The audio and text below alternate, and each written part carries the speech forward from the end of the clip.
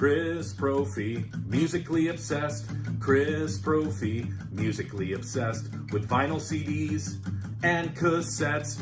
Chris Brophy, musically obsessed. Oh yeah!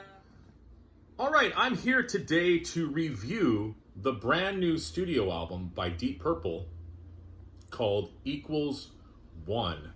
Now, as you can see, I picked up the CD version of it. All right, this is also comes with a DVD as well. And I just watched the DVD last night. Very, very interesting. I don't know if I'll watch it more than once, but it was cool because they took you on sort of like a day in the life of Deep Purple.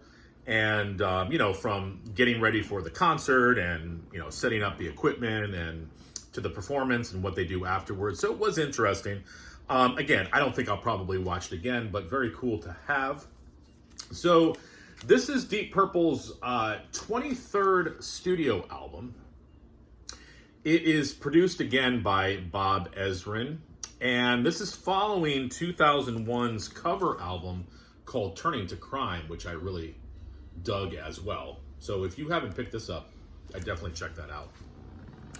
This is also featuring new guitarist Simon McBride, who took the place of Steve Morse. So we will definitely miss Steve Morse. But I'm going to tell you right now, Simon McBride is doing a fine job throughout the album. As others have shown, this also comes with a lyric book. I'm not going to show you every page, but you get some lyrics and some other ethereal drawings. There's also another type of order form in there as well. So what I want to talk about is some of my favorite songs off of this album, but I want to tell you a few things. First of all, hats off to Don Airey, the keyboardist. He is all over this album, and you think after years of playing, he'd kind of run out of ideas or run out of different ways to do solos. Not true. I mean, I feel like every solo I listen to on this album of his, I'm like, oh my God, like it came out of nowhere, or he does something totally different than I was expecting, and my ears perk up, and it adds an excitement to this album. I also want to talk about Ian Gillan's vocals on this record. Some of the best that I've heard from Ian Gillan. I love his vocals. One thing I was missing over the last few albums was sort of that old scream of his, that aggressiveness. I want to tell you, it's come back in this record. I feel like he's trying to do a few different things with his voice, pushing it a little bit more in a good way.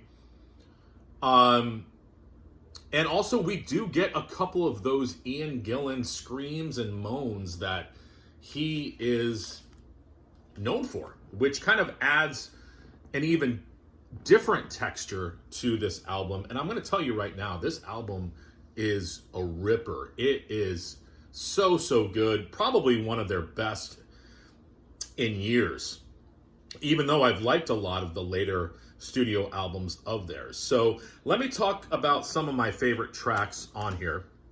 The first song is called Show Me, and it's a heavy song. Most of these songs on this album are heavy. There's a couple ballads, but this is a really rhythmic track. It's a dun dun dun dun dun dun dun dun dun dun. Very, very cool sort of descending rhythm with, again, the whole band sounds awesome.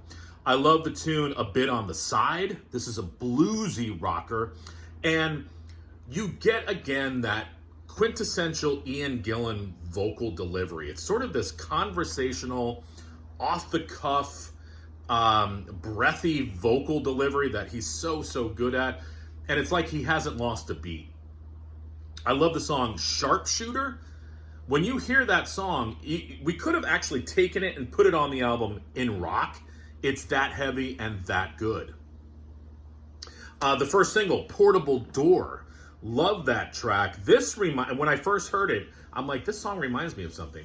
It reminds me of the song Pictures of Home off of Machine Head. So if you know the song Pictures of Home, Portable Door is like a 2024 version of that tune. And I love the song Pictures of You, which was the second single off this album. Maybe one of my favorite tracks on the record. Such a catchy chorus. It's one of those songs that at the end you're like, all right, I need to listen to that song again. Very, very cool track. Lazy Sod is an awesome tune. That's the third single off this record. Just classic Deep Purple, bluesy rocker. And another one, Now You're Talking. Fast.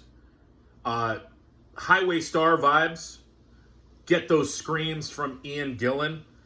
Classic Deep Purple. So, it's 2024. Should we care about a new Deep Purple album? Is this album going to change people's minds about Deep Purple? Probably not.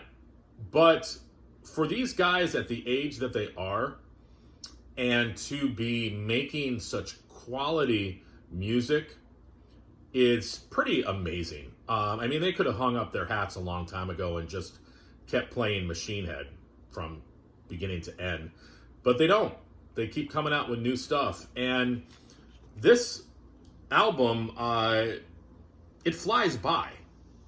It's not like I'm listening to it going, oh, all right, well, this sounds like the last album, and is this song over yet? No, it's got a good feel to it. It's got a good flow to it. The band is just on fire, so I would definitely pick this up if you are a Deep Purple fan. And I wanted to show you something too. On the inside, there's this math equation. I'm just going to trust Deep Purple that it equals 1. I was never good in math, but like I said, trust in Ian Gillan on that one. All right, everyone. Bye.